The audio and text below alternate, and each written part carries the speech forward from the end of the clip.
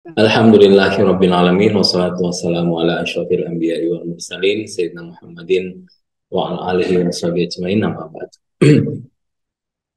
Pertama-tama saya panjatkan puja dan puji syukur kehadirat Allah Subhanahu wa taala yang senantiasa memberikan kita nikmat taufik hidayah dan juga kesehatan, dan tak lupa pula kita kirimkan salawat dan taslim ke junjungan kita Nabi besar Muhammad sallallahu alaihi wasallam. Terima kasih banyak yang berkenan hadir di malam ini. Pertemuan ini adalah pertemuan kedua masih di tafsir sufi tentang sholat, dan insya Allah hari ini kita akan memasuki pertama pembahasan tentang wudhu dan kemudian terkait dengan takbir dan niat. Jadi insya Allah kita masih dua kali pertemuan untuk membahas bagian-bagian penting lainnya di dalam sholat. Um, Sebelum masuk, mungkin ini adalah suatu hal yang sangat penting terkait dengan hakikat yang ada di luar. Ya. Terkadang yang kita maksud dengan hakikat adalah apa yang kita lihat, apa yang nyata, apa yang kita bisa rasakan.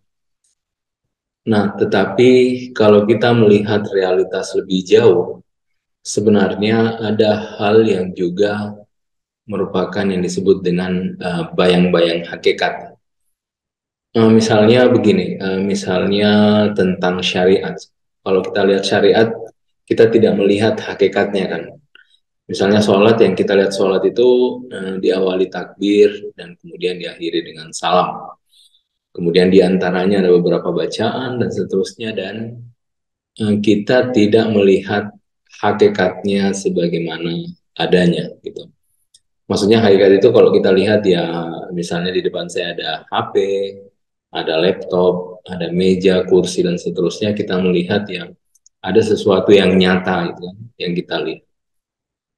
Jadi seolah yang kita lakukan ini tidak punya hakikat gitu. Kalau kita lihat sholat itu ya, yang kita lihat hanya gerakan.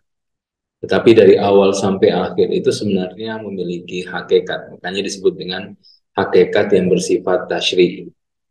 Hakikat yang bersifat tasyri'i.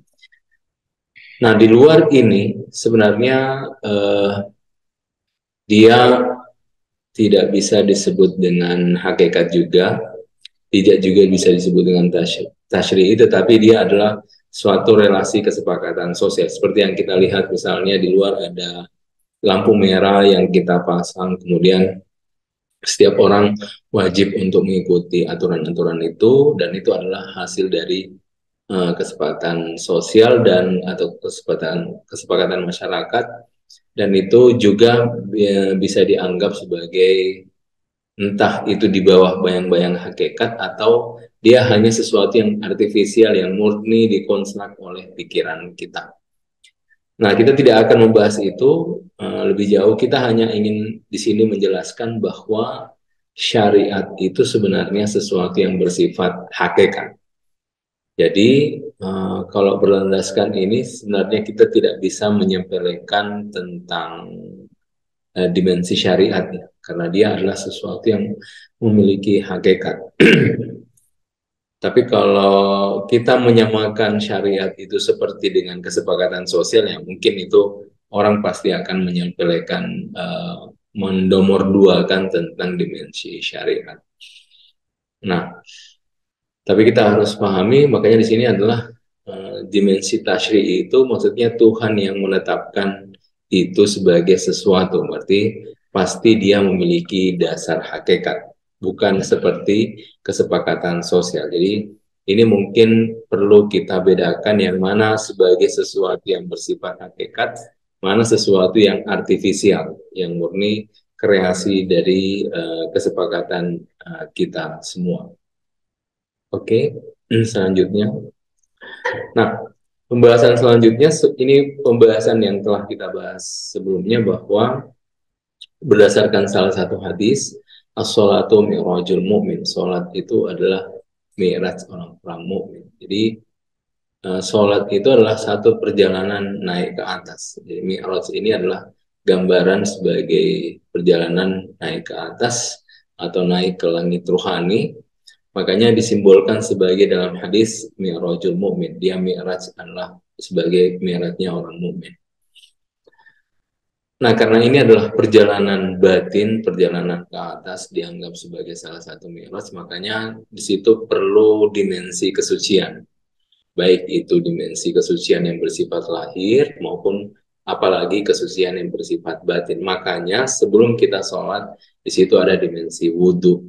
Wudhu itu sebagai sisi kesucian yang insya Allah nanti kita bahas, tidak hanya punya dimensi lahir, tapi juga punya dimensi batin.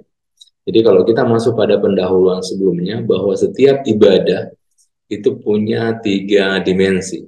Ada dimensi adab, ada dimensi batin, dan juga ada dimensi lahiriah, hukum-hukum yang ada dalam suatu ibadah. Dan itu pasti senantiasa selalu ada di setiap kaidah-kaidah hukum-hukum syariat. Nah, termasuk pembahasan yang kita baru saja masuk ini adalah pembahasan tentang wudhu.